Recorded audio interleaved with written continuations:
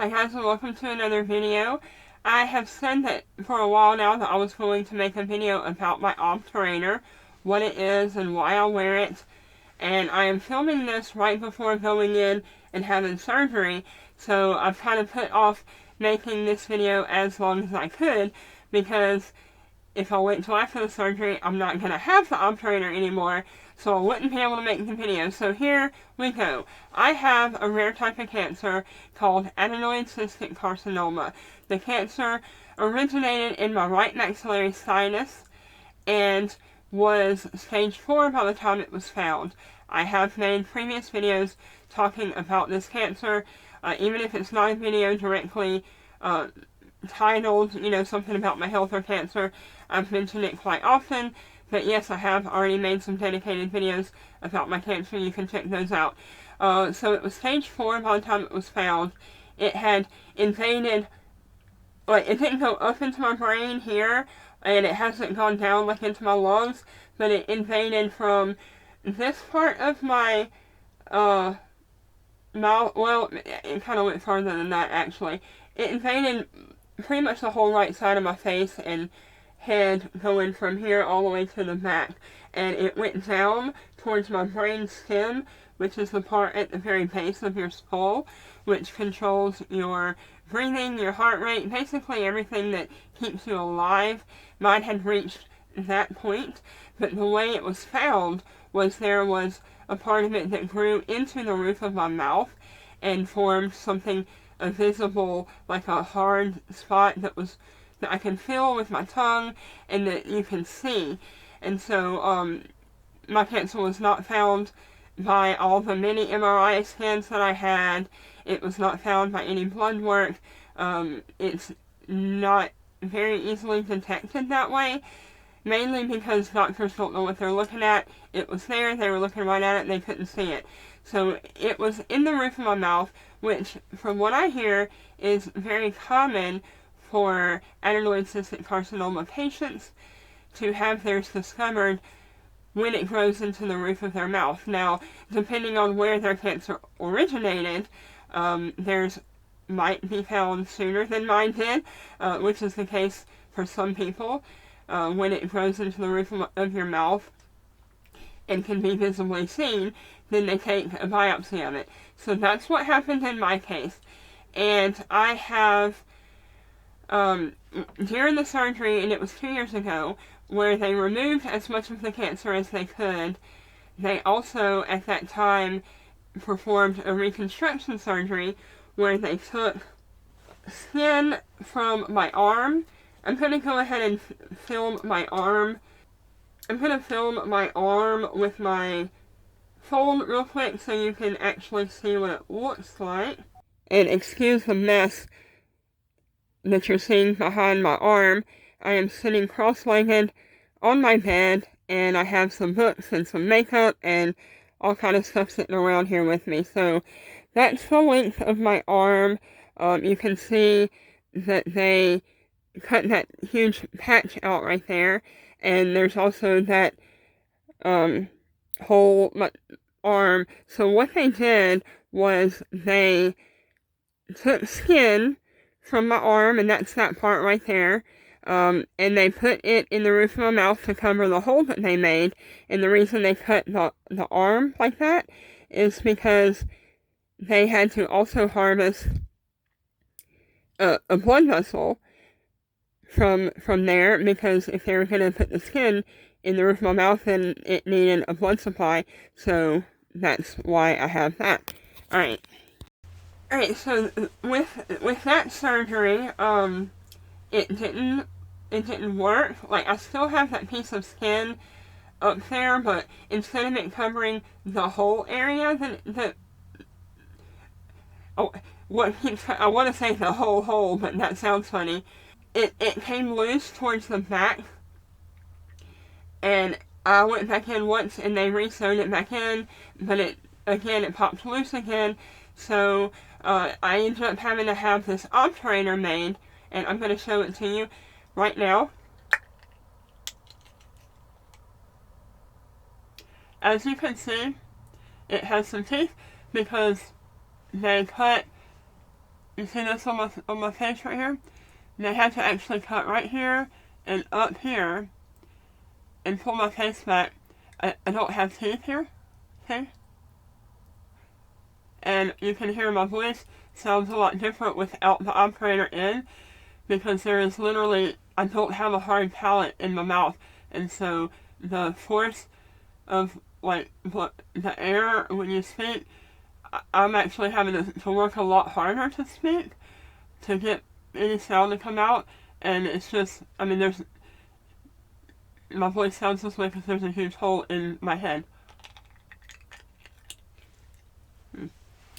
So this is not exactly the original operator that I had. I mean, it kind of is, but I had it made in Seattle at the University of Washington while I was still there for my neutron beam radiation, which is the best type of treatment for this type of cancer.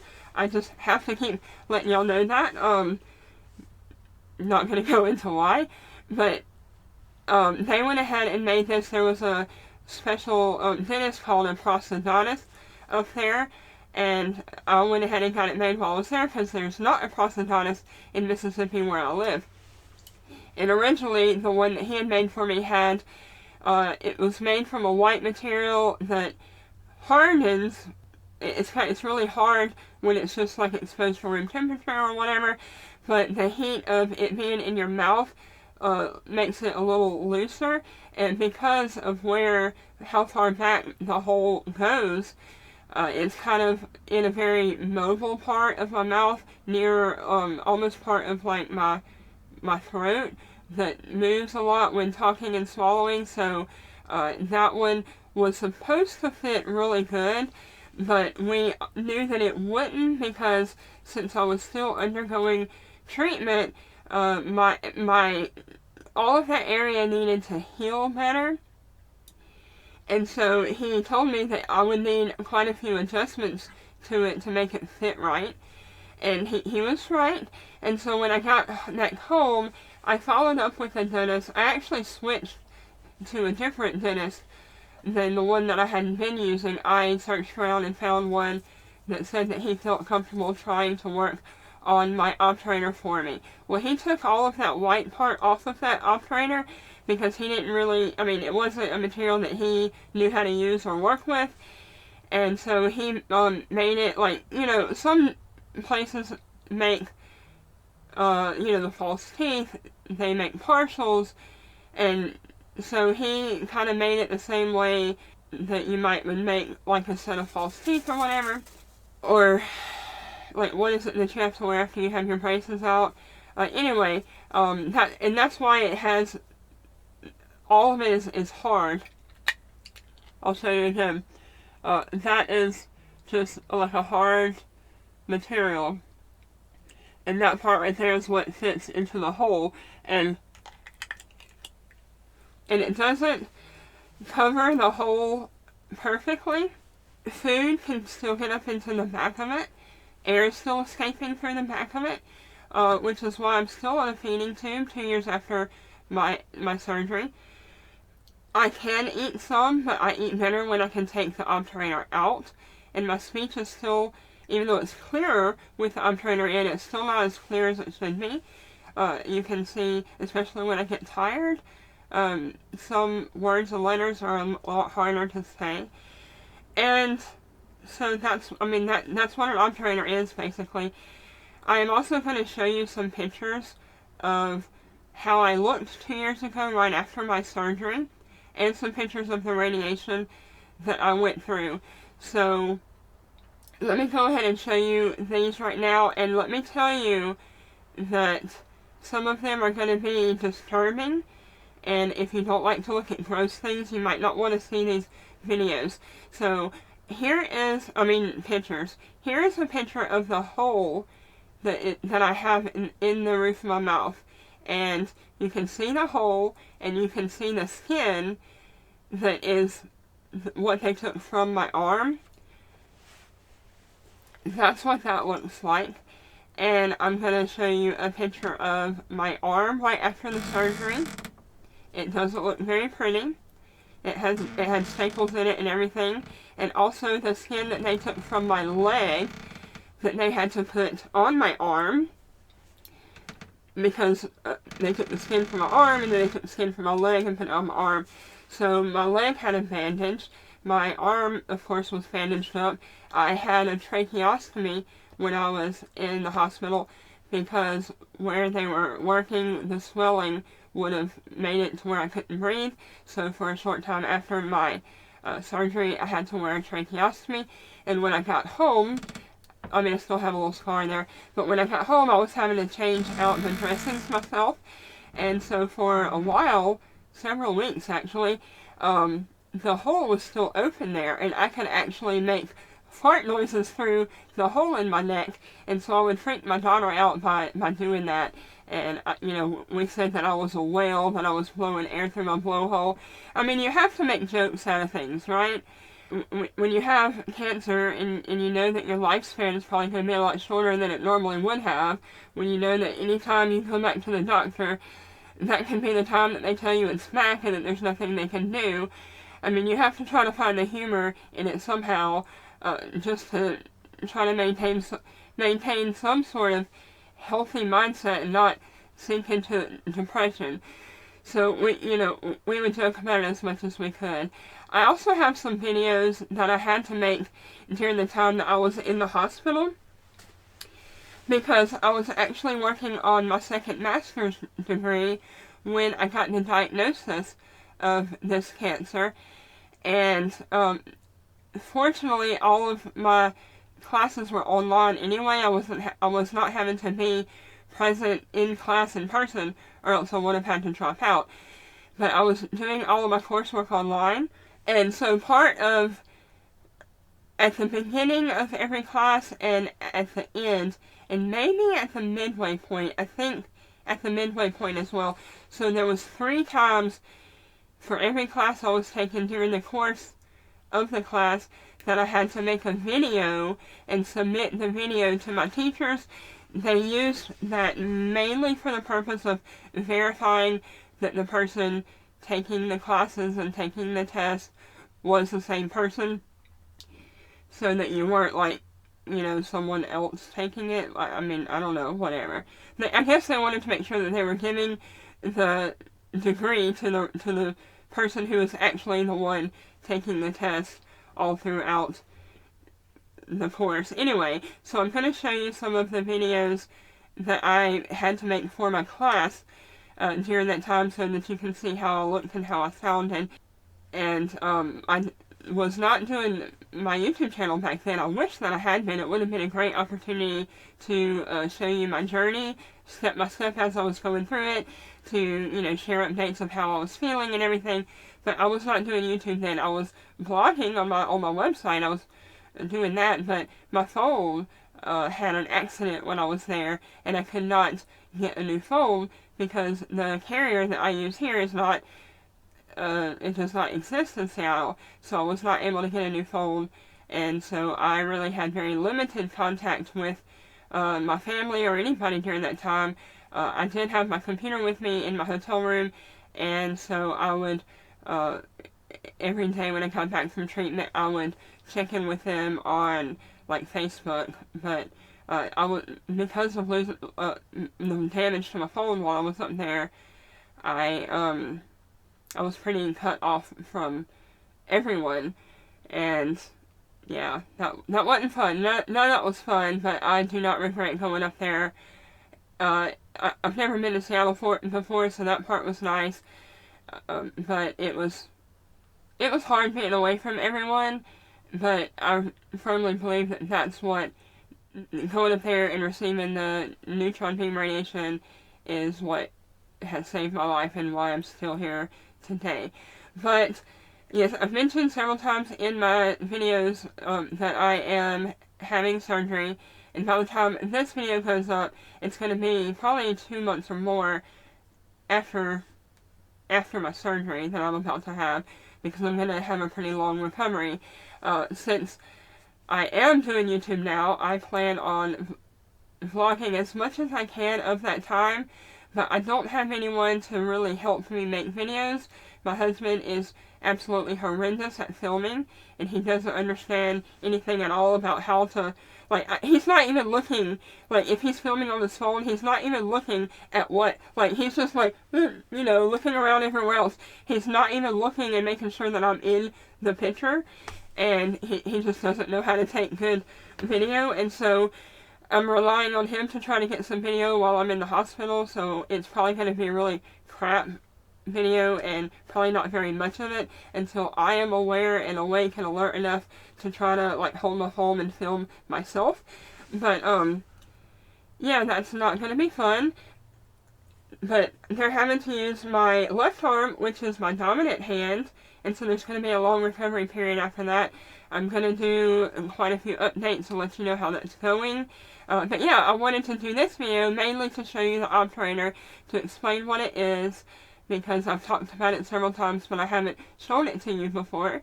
And to show you what the inside of my mouth looks like, so I showed you those pictures, and to explain why I'm having this other surgery. Yeah, the doctor said that the first time she let me eat and speak too soon, so I will not be speaking at all, which is going to also make it difficult to film any videos, because it's just going to be me staring at the camera. I'm sure that later I can maybe do some voiceover, or I can put in words on the screen, but I mean, it's just going to be an awkward me staring at the camera if I'm filming myself, because they're not going to allow me to speak for at least 2 weeks after the surgery. So unless I can get my family to film some videos and they can like speak and narrate what's going on with me during that time, then there's really not going to be much that you're going to see or hear from me during that 2-week period. And I'm also not allowed to eat anything in my mouth, so I will be back to 100% relying on the formula in my feeding tube. I have videos of me changing out my feeding tube, and I've done 2 of those, so you can check those out on my channel if you want to see about my feeding tube. But yeah, I'll be on that immediately following the surgery for 2 weeks before they allow me to start taking anything in my mouth. And the hope is that I can get off of the feeding tube and not have to rely on it anymore, because there will not be a hole in my mouth. Food will not be trying to go up into that hole and out my nose anymore. That's something that happens. The first time I drank water, when I put it in my mouth, it just came right out my nose instead of going down my throat. And a lot of food does that. When I try to eat solids, it goes up and gets stuck in my nose, and then I have to blow my nose and get the food out of my nose. I've had to learn how to swallow without the food going up or the liquids going up into my nose. And basically at first all I was doing was putting the water in my mouth and just tipping my head backwards and letting it drain down. And then I just slowly, it's been 2 years, so I've had a lot of time to work at it, to learn how to eat and swallow without choking on it and without it just coming out of my nose instead. And with that being said, I do still choke on stuff a lot, because I might get a little sloppy with, I have to really pay a lot of attention when I'm eating anything or drinking anything to where it is in my mouth and how I swallow it and all of that. And if I'm not paying very close attention, I will choke on it. And also from here over in my mouth has no feeling whatsoever. Even that side of my tongue, it does have some feeling, but it's numb, like when you're coming out of the shots when you have some work done in your mouth from the dentist. When you first start getting the feeling back and it's just kind of numb and tingly, that's what half of my tongue feels like. But it at least does have some feeling. Most of this whole side has no feeling whatsoever, and so it's very easy for me to lose food in my mouth. I try to stay away from large hard candies like a peppermint.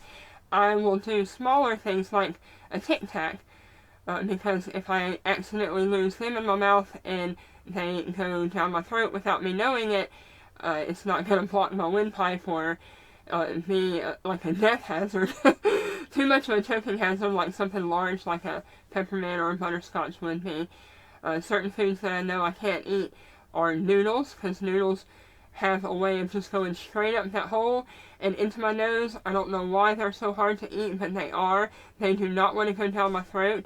lettuce. Now, I'll eat shredded lettuce, but like a lettuce that's like in a wrap, or like when it's the normal type of lettuce in a salad, when it's not chopped finely, I can't eat that because it just seems to form like a sheet in there, and like I can't breathe, and it also, if it just gets stuck in my throat, it will go up or down or move in any way, and I have to reach in there. I have these very long, it's like a Q-tip, but they're a lot longer than a normal one, and I have to reach in there and dig out the food when that happens.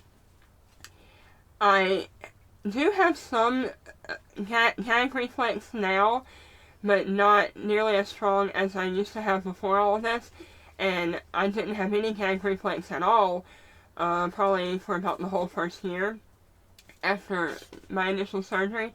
And so it wasn't too bad for me to have to dig around back there and pull food out of my throat that got stuck. But now it is getting, like, because I am getting my gag reflex back, I'm gagging, and I even vomited one time because of trying to get a piece of lettuce out of the back of my throat. So there's just a lot of difficulty that I have because I have that hole in my mouth. And so, you know, now that the surgery date is approaching, it's closer, I mean, yeah, it's always a risk when you have surgery, and there's always a risk of stroke or death. On one hand, I question, why am I doing this to myself? Why am I risking my life for something that I don't have to have? Because obviously I'm getting along just fine with, you know, wearing this obturator and having a hole in my mouth. But it is such a huge hole.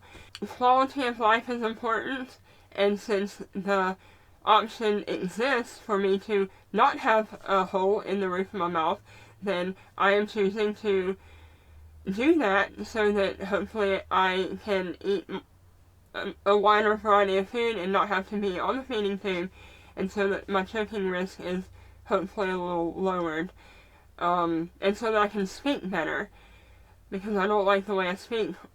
It's very hard to talk, actually, and I have to use a lot of force, and it actually can damage my voice.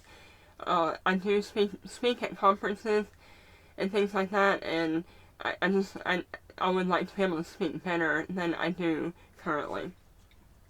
So that's why I'm doing the operation, even though it is going to be a huge inconvenience for several months afterwards as I recover from it. And so if everything goes well and there are no complications or problems, it's still going to be a long time before I have the use of my dominant hand again. And the risks are that this might also fail, and that I might still be stuck having to wear an operator. So I'll basically be back to where I am now. And if the cancer ever comes back and they have to come back in there and do more surgery, they will not have any more available tissue to harvest to be able to reconstruct the area once again. And so I would then be having to wear an operator again. So at first I did not want to do the surgery because I wanted to save this available option here for if the cancer did come back and they needed to do the surgery again. I wanted them to have the option to, you know, do the reconstruction. I'm taking that option away by doing it now. They can harvest some skin from some other parts of the body and do that with, but it's not the optimal skin, and so I'm not sure my surgeon will want to do it again with skin from other parts of the body, because it's not as optimal as this skin is, apparently, according to her. But yeah, that's my operator, that's the hole in my mouth, that's why I'm having this surgery, and that's where things stand up to this point. And please stay tuned to see the journey of the surgery and how my journey of recovery is after that point, because I anticipate that I'm going to have quite a bit of difficulty not being able to use my hand. And I'm going to vlog for you guys as much as I can during that, and keep in touch with you in that regard. Leave me some comments of things you would like to know questions that you have for me. I would love to address your questions in a video if possible, and just let me see what you want to see from me on my channel from here going out, and I'll see you in the next one. Thanks for watching. Bye.